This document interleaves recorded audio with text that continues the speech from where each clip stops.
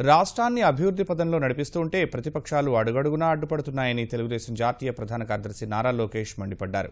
విజయవాడ తూర్పు నియోజకవర్గ సమన్వయ కమిటీ సమావేశంలో లోకేష్ పాల్గొన్నారు. ప్రతిపక్షాల విమర్శలను సమర్థంగా తిప్పికొట్టాలని శ్రేణులకు పిలుపునిచ్చారు. ప్రభుత్వం చేపట్టే మంచి కార్యక్రమాలను విస్తృతంగా జనంలోకి తీసుకెళ్లాలని సూచించారు.